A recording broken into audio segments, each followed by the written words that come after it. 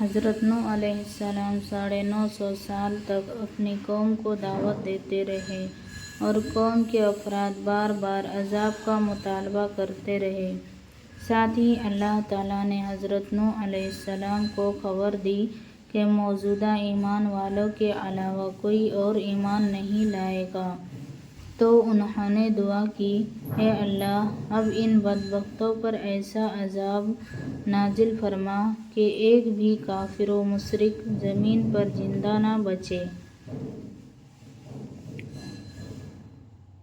اللہ تعالیٰ نے ان کی دعا قبول فرما لی اور حکم دیا کہ تم ہماری نگرانی اور حکم کے تحت ایک کشتی تیار کرو۔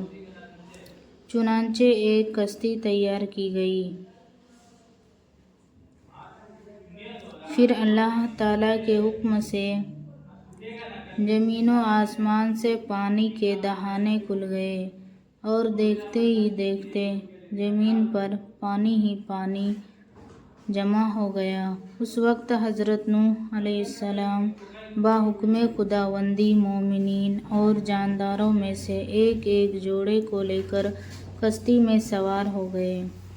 باقی تمام کافر و مشرک پانی کے اس طوفان میں ہلاک ہو گئے۔ تقریباً 6 مہینے بعد کشتی 10 محرم الحرام کو جودی پہاڑ پر ٹھہری تو حضرت نوح اہل ایمان کو لے کر امن و سلامتی کے ساتھ زمین پر اترے اور پھر اللہ تعالیٰ نے انہیں سے دنیا کی آبادی کا دوبارہ سلسلہ شروع فرمایا۔ اسی لیے آپ کو آدم ثانی کہا جاتا ہے۔ احد کی لڑائی اسلامی فوج بڑی شان سے آگے بڑھ رہی تھی۔ اس فوج میں کل 700 جوان تھے، وہ بھی 50-60 تو 15-15 16-16 سال کے بچے تھے جو شوق شہادت میں اپنے گھروں سے نکل آئے تھے۔ پوری فوج میں صرف 200 گھوڑے، 80 یا 90 اونٹ تھے۔ چونکہ یہ فوج جمعہ کی نماز پڑھ کر مدینے سے روانہ ہوئی تھی، اس لیے کوبہ سے آگے بڑھی تو عصر کا وقت آ گیا۔ 294 فوج کو آگے بڑھنے سے روک دیا گیا۔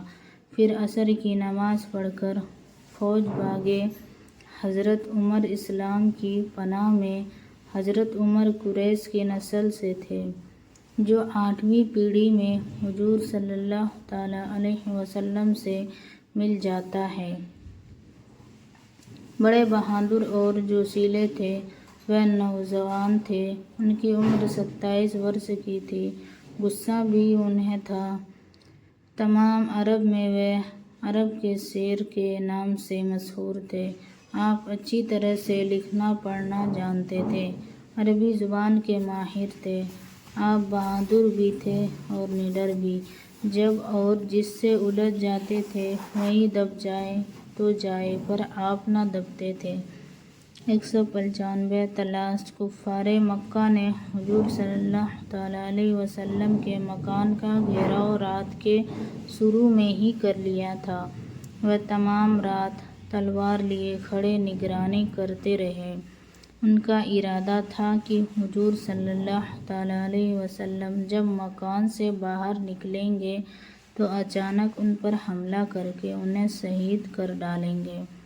جب حضور صلی اللہ تعالیٰ علیہ وسلم اپنے معمول کے مطابق نہ اٹھے تو کفار مکہ نے مکان کے اندر جھانکا۔ آپ صلی اللہ تعالیٰ علیہ وسلم کے بستر پر حضرت علی رضی اللہ تعالیٰ عنہ کو چادر اوڑھے سوتے پایا۔